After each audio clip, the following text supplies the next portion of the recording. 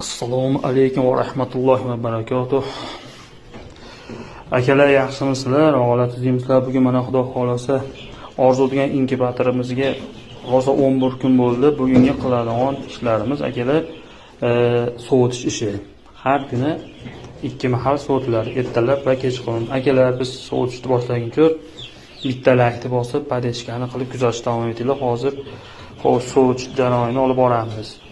Birinchi o'rinda nima qilamiz akalar? Agar akkumulyatorda ulangan bo'lsa, akkumulyatorni uziladi akalar. Bismillahirrohmanirrohim. Mana knopkalar shunday o'chiriladi akalar, bo'ldi. Soatga qarab qo'yiladi. Mana 7:18 ochyapmiz. Bismillahirrohmanirrohim. Allohumma o'zing sharman rahmagin. Xo'p akalar, agar uy sovuq bo'lsa, yarim ochiladi akalar. Mana yarim ochiladi uy sovuq bo'lsa. Keyin sekin 5 minutdan keyin 1-2 minutdan keyin yana sekin polni ochib qo'yilaveradi. Hozir uyimizning harorati mana 20 yo 25 bo'lyapti. Endi polni ochib olsa ham bo'laveradi. Endi sekinroq ochsak yana ham yaxshi, chunki hammomdan chiqib sirasi sovuqqa yugurib borish ham to'g'ri kelmaydi akalar.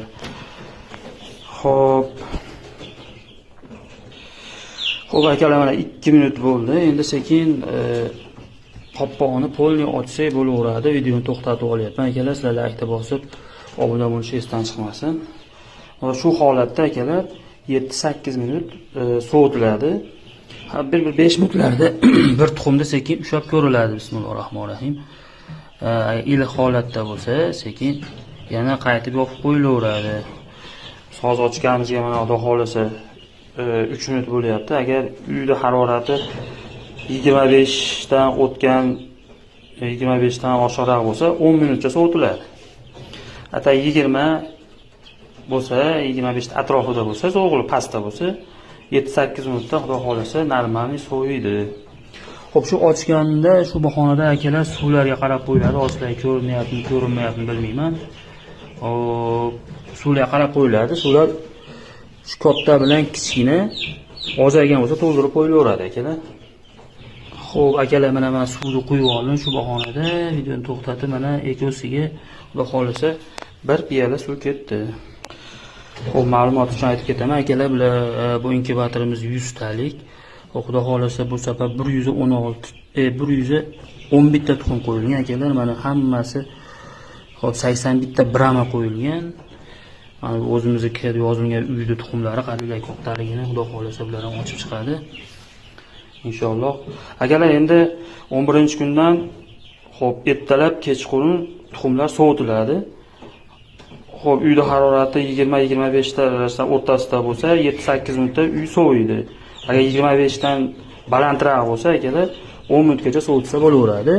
Shu orada baribir tuxumlarni bunday qilib ushlab ko'riladi akalar. Iloji bo'lsa qo'lda orqasida ko'rsalaring, chustiyatni kuchli bo'ladi qo'lda orqasida. Xo'p, mana hozir bizniki 6 minut bo'ldi.